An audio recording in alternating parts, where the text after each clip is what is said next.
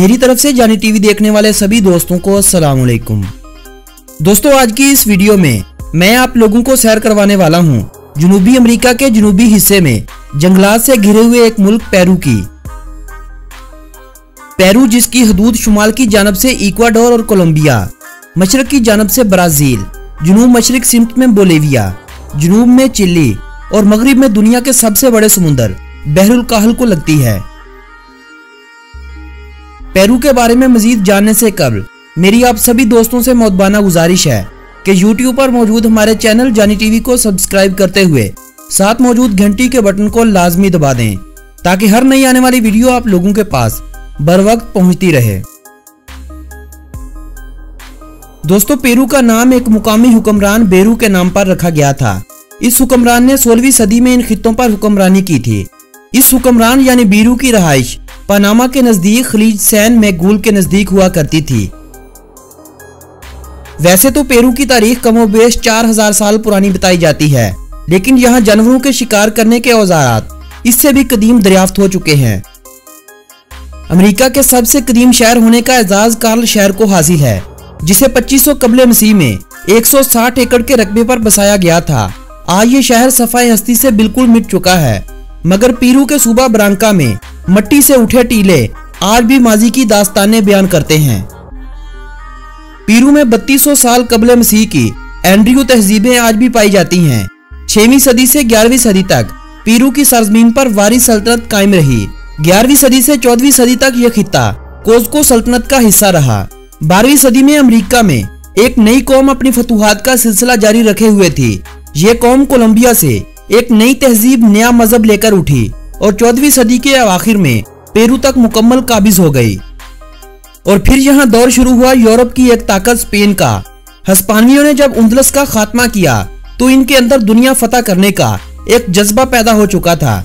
सिर्फ पेरू ही नहीं, दुनिया के बेशुमार ममालिक पर इस दौर में हिस्पानियों ने कब्जे किए, अपनी हुकूमतें कायम की और इन इलाकों से कीमती अशिया अपने मुल्क में ले जाने लगे। शुरू में कुछ अरसा हिस्पानियों ने इन इलाकों पर ज्यादा तवज्जो न दी। फिर जब देखा कि ये खित्ते स्पेन की मईशत में मजीद बेहतर किरदार अदा कर सकते हैं तो उन्होंने 1542 में यहाँ वाइस रॉयल्टी ऑफ पेरू का आगाज किया। स्पेन की ये वाइस रॉयल्टी आज के 15 ममालिक पर कायम थी। पेरू की अवाम ने आजादी का नारा लगाया तो था, मगर 4 सदियां गुजर जाने के बाद ये आजादी का नारा लगाने वाले वही थे जो यूरोपियों और अमरीकियों के मिलन से परवान चढ़े थे, या वो गुलाम थे जो अफ्रीकी ममालिक से पकड़कर यहाँ लाए गए थे। 28 जुलाई 1821 को पेरू की अवाम ने अपनी आजादी की जंग का स्पेन हुकूमत के खिलाफ आगाज कर दिया। पेरू की इब्तिदा करना था कि हर तरफ से स्पेन को अपनी हुकूमत अमेरिका से जाती दिखाई देने लगी, और 3 साल बाद 9 दिसंबर 1824 को स्पेन ने पेरू की आजादी के खिलाफ एक नई तहरीक का आगाज किया, जिसमें स्पेन का साथ मुकामी उन हुक्मरानों ने दिया जो वाइस रॉयल्टी के दौरान हुकूमत में थे, जबकि दूसरी तरफ मुकाबिल में पेरू और कोलंबियन लोग थे।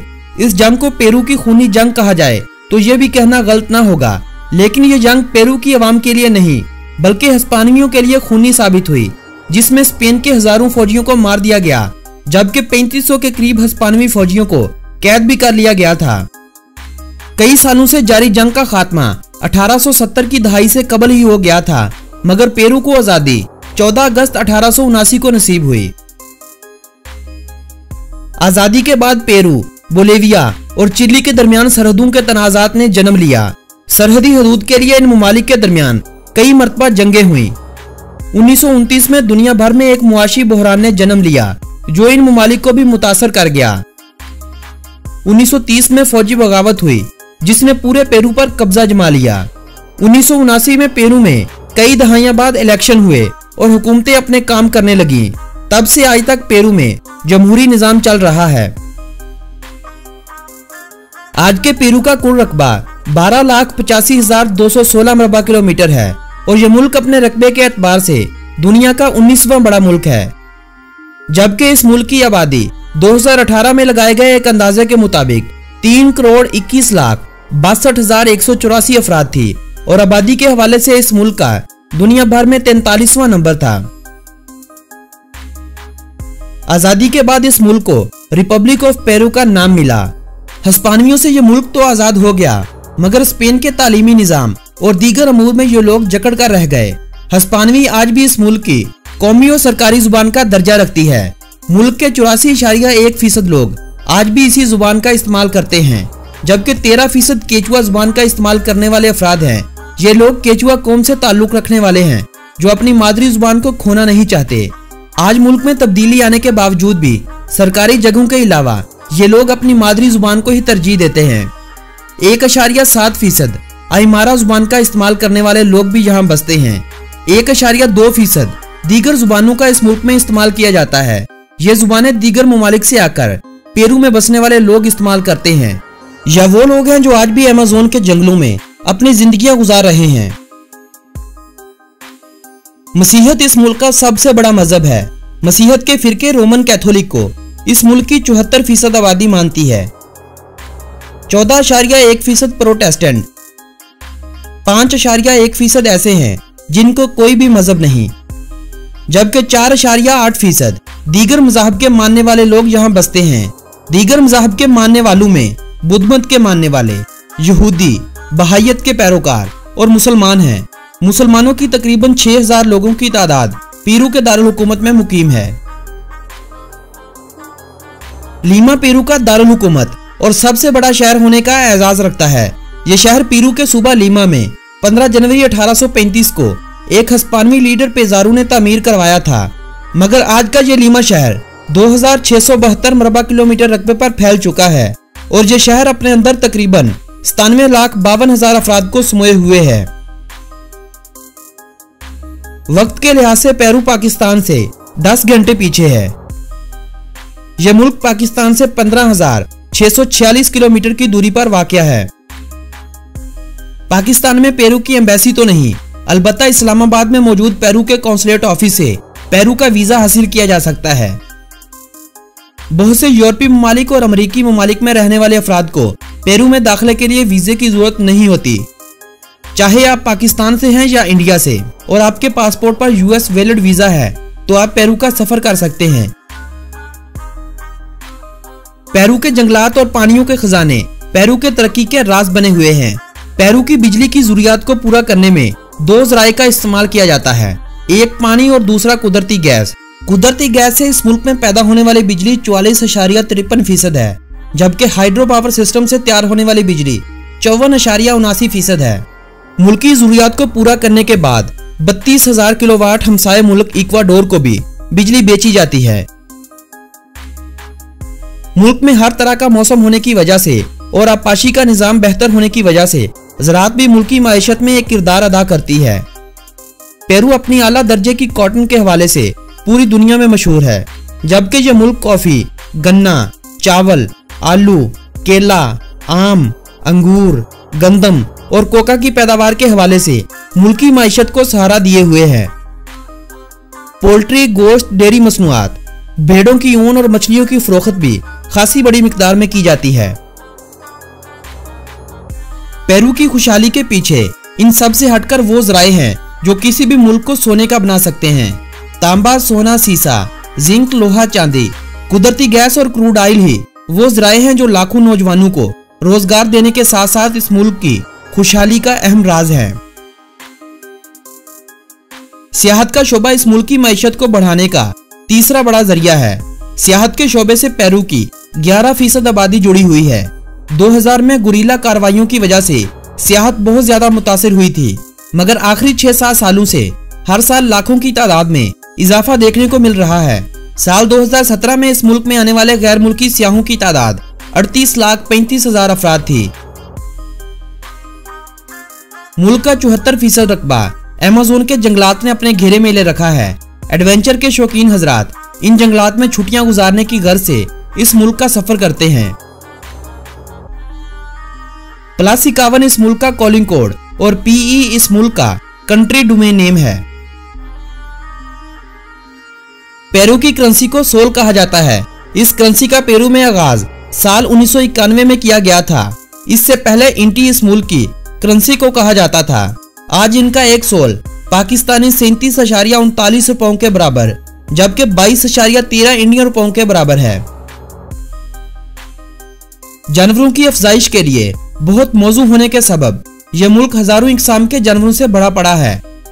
पेरू में 1800 इकसाम के परिंदे, 500 इकसाम के ममालिया जानवर यानी ऐसे जानवर जो अपने बच्चों को दूध पिलाते हों, 300 इकसाम के रेप्टाइल यानी रेंगने वाले जानवर और कीड़े मकोड़े, सैकड़ों इकसाम के दूसरे जानवर, 21,662 इकसाम के दरख्त भी इस मुल्क में पाए जाते हैं।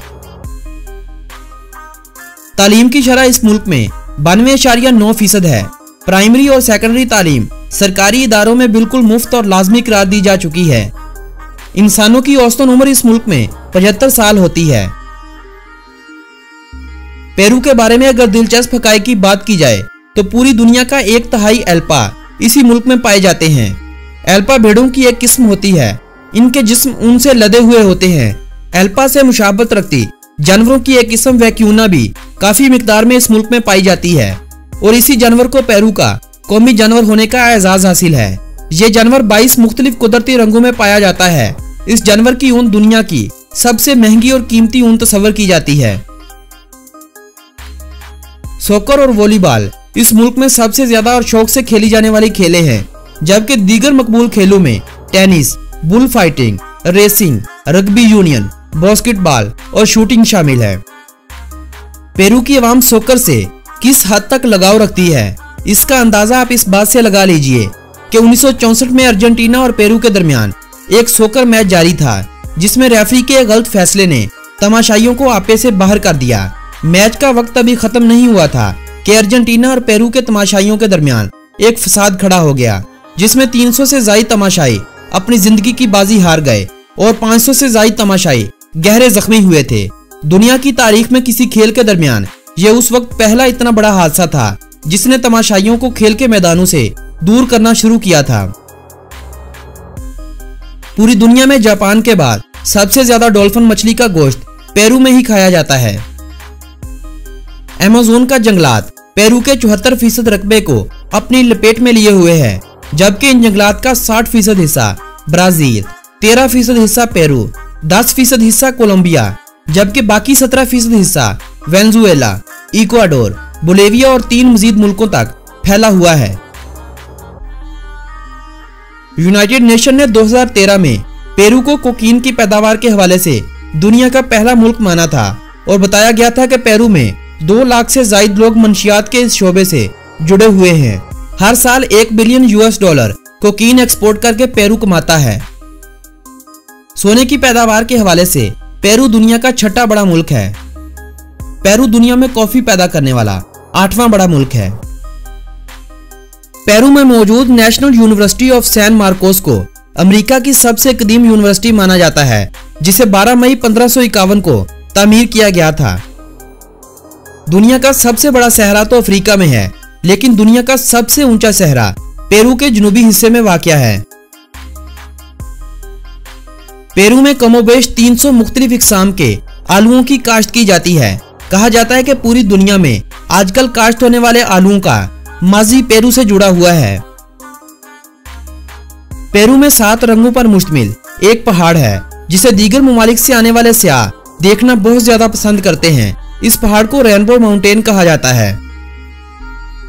दुनिया के बड़े बड़े दरियाओं में शुमार होने वाले दरिया अमेज़न का आगाज पेरू से ही होता है और फिर यह कई ममालिक को सैराब करता हुआ बहरुल काहिल में जा गिरता है।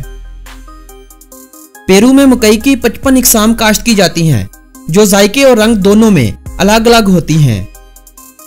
दुनिया में जड़ी बूटियों से इलाज करने वाले और करवाने वालों की सबसे बड़ी तादाद भारत में पाई जाती है।